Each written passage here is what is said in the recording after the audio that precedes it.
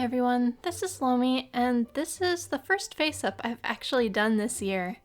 I felt like that couldn't be right, so I looked back through everything I'd shared, and sure enough, the last time I painted a doll was back in November of last year, when I painted an android to be a character from my epic fantasy series Spectrum Legacy. So this doll has actually been here waiting for a Faceup since then, but this year has been nothing like I expected, and everything got derailed for a long time. This is a Fairyland Soony, and the first thing I did was airbrush her to match Doll coffee resin so she could be used as a hybrid. Unfortunately, things didn't go quite as planned with this Faceup. I started with brushwork like I usually do, using gouache paint in burnt umber that's been thinned with Liquitex Flow Aid. I was worried about being able to step back into Faceups after not doing any for a while, but the hardest part was just keeping my hands steady enough for the eyeliner. Since I use a water-based paint, it's easy to wipe off mistakes, and I used fine-tipped brushes to clean up the edges or correct small mistakes. Using a wet brush lets me basically just erase single hairs or specks, and that lets me smooth out the edges of things like the eyeliner too. I usually use black for liner, but we were going for a more natural look here, so we did brown liner this time.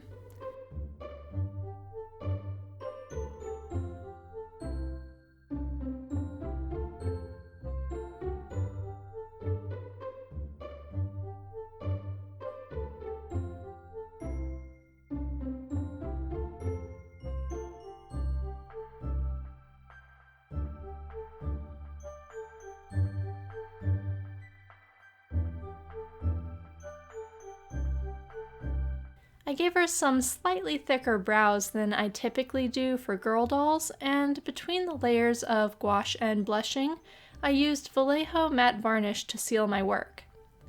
I've used Vallejo for a while with my airbrush, but varnishes gum up airbrushes like nothing else. So my airbrush is actually out of commission right now while I soak the nozzle in paint thinner to get the varnish out. Even cleaning it immediately after spraying, before the varnish could dry, it still gummed up and became a problem. Along the way, I had discussed the benefits of Vallejo as a sealant with another doll artist, YummySweetDolls, and we agreed that it was hard to use in an airbrush, but gave great results on tan resin. She had the bright idea to use a small rechargeable atomizer that uses a plate instead of a nozzle, and just thinning the varnish until it sprays. Not only does this work amazingly for giving a smooth coat of sealant, it doesn't clog up, is super easy to clean, and can be sprayed indoors with an N95 mask because the varnish is non-toxic. It worked beautifully, and in retrospect, I wish I'd stuck to using it exclusively for this Faceup, because not long after that was when things started to go wrong.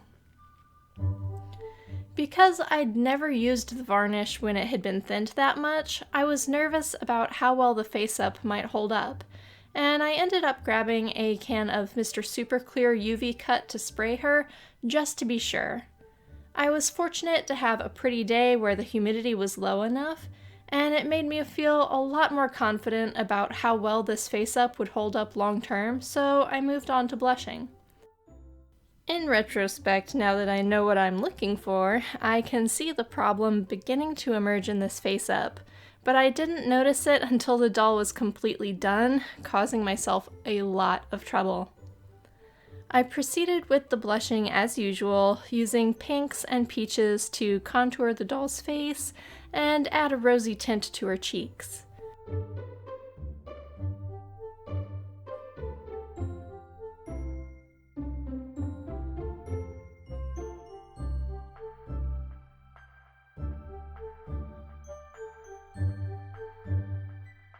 I used a warm brown for her eyebrows and around her eyes, and some purple toned pinks for her lips to help them stand out.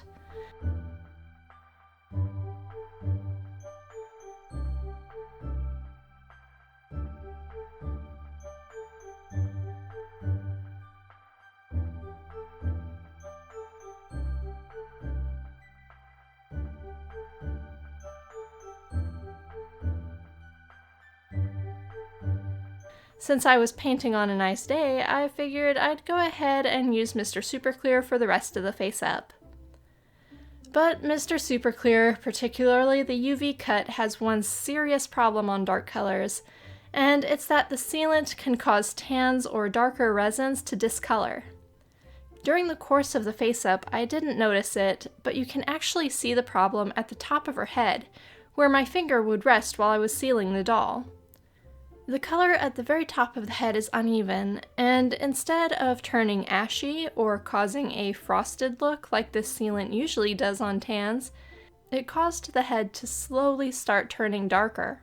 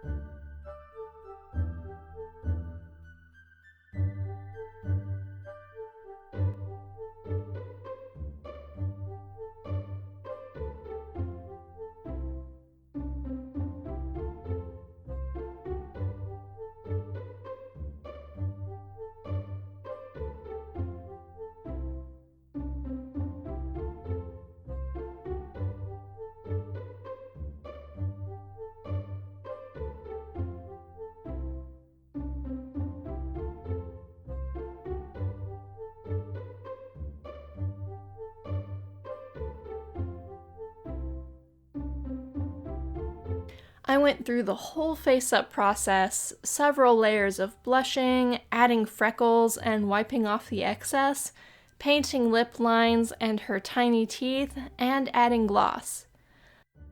Until now, the face-up had gone well and looked great, and the commissioner was happy with the result. But when it was time to start packing her up to go home, the problem became super obvious.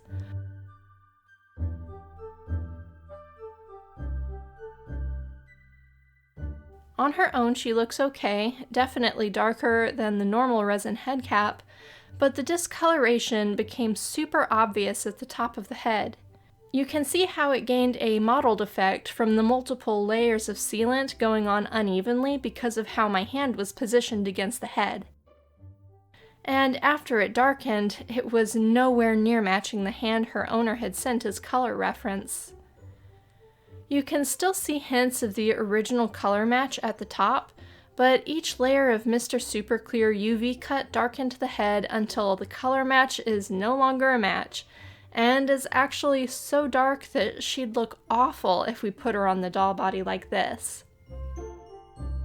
My used coffee resin isn't too much darker than Fairyland's normal resin, so this is a pretty drastic change. Unfortunately, that means this face-up will have to be wiped completely, down to bare resin, and I'll have to start over from scratch. As far as the discoloration, I've noticed this effect is less common with regular Mr. Super Clear, and more common with the UV cut variety, so I think I'll stick to using the regular version on tan dolls from now on. That's all for today though. Thanks for watching. Bye.